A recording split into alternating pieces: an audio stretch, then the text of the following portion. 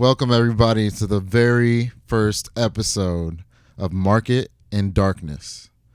And we're going to really talk about all of the marketing tools that we've come up with, we've found, and that we've read that have helped us as a DJ, as a producer, as an entrepreneur. I'm Darian Wigfall. I'm Jelani Buchanan. We're going to be your hosts. And today we're going to talk a little bit about the title first, and then we're going to get into, honestly, to me, the most powerful business tool I've found really in 10 years of entrepreneurship. So Market in Darkness, why do we call it that? Well, it's kind of layered. So, you know, when you're a beginning marketer, you may not know everything, and there's a lot of things that you don't know, you haven't read, people you haven't listened to that are really icons in the game. And so it's sort of like marketing in the darkness, don't you think? I agree. Yeah. That's a really great analogy, actually. I appreciate it a lot. Thank you. And so what we're trying to do here is give you that light at the end of the tunnel. And you really are marketing in darkness until you see that little bit of light and until it brightens up and you get closer to your goals. But also, you know, we're both people of color, so I wanted to play on words with the darkness there. And finally, you know, with the 2020 crisis with COVID and the current administration, you know, things might seem very dark right now. But like I said, we're here to give you that little bit of hope at the end of your tunnel. So today we are talking about Dotcom Secrets. Dotcom Secrets. And as you can see, I'm excited. Yeah, man. As you can see, I have a paperback version. Mm-hmm. My man BaqBeet has the hardback version. And that's because I got this 2 years ago, and we've been putting together a lot of different things in regard to sales funnels. The full title of this book is Dotcom Secrets, the underground playbook for growing your company online.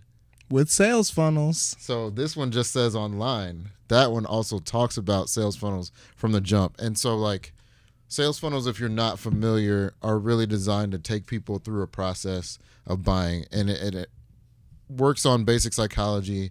Anytime you're online, whether you're scrolling through your Facebook feed, your Instagram stories and things like that, when you catch an ad, this is people marketing to you with sales funnels. They're throwing out a hook, seeing if that hook baits you into looking at their story, and then they give you some sort of offer. And those are some of the things that we're going to kind of talk about today. We're going to go through section 1 of the book. The book is, first of all, is by Russell Brunson. Shout out to Russell Brunson for putting this together. The reason I think it's so powerful is because it's so nuts and bolts. It's literally all of the steps that you need to take versus just a lot of fluff and ideas and theories and things like that I've seen in a lot of other books that don't really give you, you know, the real meat of how to market. I appreciate that. Yeah, I mean, shoot. I appreciate the fact that this book gives me more of an idea of where I need to go, because it also speaks to marketers at whatever level you're at.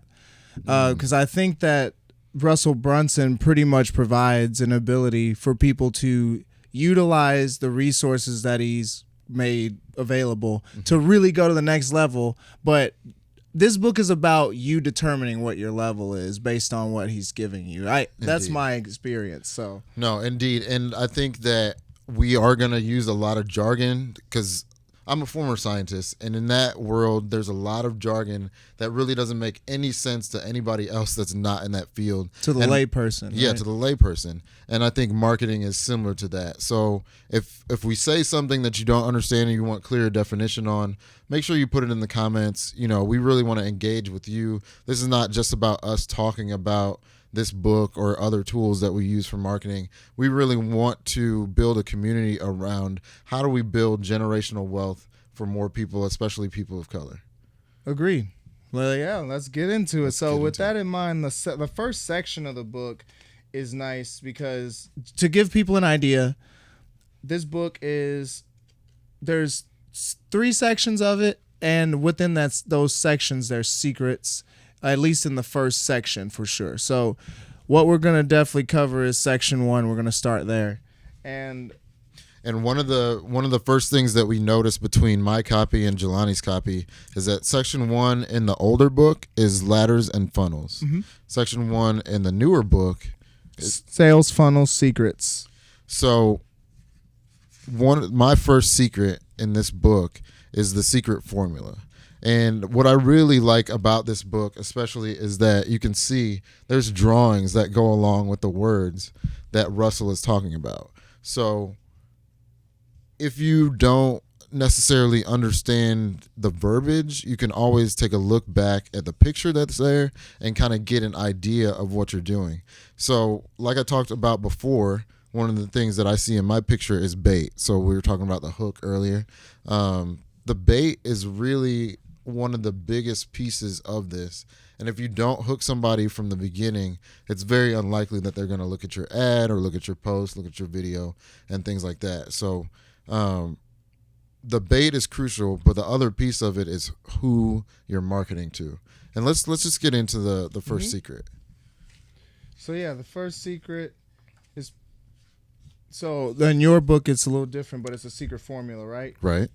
So do you see the secret formula there? Yeah, there it is. I do. So here you go. So the secret formula, in this section. So after you've already understood the concept of the basics of what a funnel is, because Russell does a good job of describing it at the beginning, goes into the secret formula. And essentially that is how, like, what the components or the variables are in your equation to get to your end result, right? And it mostly revolves around like who, where, and what the bait is and the result. So question 1 would be, who is your dream customer? So as soon as you find out who your dream customer is, then it's way easier for you to figure out who you're going to be marketing to in general. A lot of the times when people start a new business, they have a hard time figuring out, oh, well, of course I make this product. How am I going to get this product to people? And they think they don't know the know-how or they don't have the resources, which, I mean, it's a healthy combination of both, but it's mostly just figuring out, okay, if I'm going to have a full store, what does my clientele look like? And that's what question number 1 goes into. Number 2 would be the where. So where are they congregating? Where are your dream customers hanging out? Where are they talking on social media these days? And especially in the real world, because, you know, if you want to be in contact with people and actually find the people you need to find out where they're at. So you find out who you want your dream customer to be. You want to find out where they're congregating. Number 3 in the equation is, what is the bait that you can use to attract them to you? So as Darian mentioned, there's components of the bait where there's hook, story, and offer, and which we'll get into later. But pretty much you figure out the bait as to, you know who it is, you know where they're congregating. Now you know where to put your bait in the water. You know, that's where the fish will more likely bite. And then the 4th piece of the equation is the result. What is the unique result that you can create for them? So if you have a unique result, of course you can catch fish, but are you catching them for the sake of putting them back out there? You know, what's the reason that you want them to follow your funnel in the first place? So make sure that result is unique, and make sure, because if it's not unique, there's other places people can go, but why you, you know? Yeah, and to add a little bit of nuance to each one of those questions, when you're thinking about your dream clients in that question number 1, you pretty much are your dream client. What has happened if you're starting a business is probably this process, which I've gone through, which BaqBeet has gone through, Jelani's gone through, and you get disillusioned, or you find a solution, a potential solution to your problem, and it doesn't work for you. You don't like the way it's presented or whatever issue you have with it, and then you decide to do it on your own. So typically your customer avatar, which is your dream client, has a profile, and it's like your name, the age, location, where you're living, things like that. And we talked about, you know, as you get deeper, we'll talk about the pain points and the challenges and the interests and things like that, because you really need to get deep into your dream client's mindset in order to know where you can find them, and also what bait would attract them. and finally, what result that they're looking for. So think about the results that you were looking for. Use that to devise the bait that would have attracted you, and then find out if you have a community online. Find out where those people are congregating. If you follow a bunch of different marketers or people in fitness, people in the celebrity culture, if you follow them and you feel like your dream client is there, then you can start adding value to their lives by giving them free content like we're doing right now with this podcast. Or you can write blogs, you can make videos, all kinds of different things. But ultimately what you want to do is get into the mindset of this person in order to provide them the best value for the result that they're looking for. Absolutely. So with that in mind, right after the secret formula is introduced, it gets a little bit into like what the hook story offer portion of the formula means. Mm-hmm. So what is the section, the secret that's presented to you here? So for my secret number 2, he talks about the value ladder. Mm-hmm. And the value ladder is probably better left for later. So sure. I actually would like to get into hook story offer. Sounds but great. Real quick, basically what it is you have a core offer that you're offering, or even just a lead capture sort of offer that you're offering to get people onto your email list. And as you grow your email list and those people get the results that they're looking for from your core offer, you offer things that go along with it. So in this example here, we have a dentist, and teeth cleaning is the core offer. Then whitening would be the next thing. Maybe you need a retainer if you need to straighten your teeth. And then once your teeth are straight, it's really just cosmetic work at that point. And these are things that cost a little bit more and a little bit more as you go up the ladder.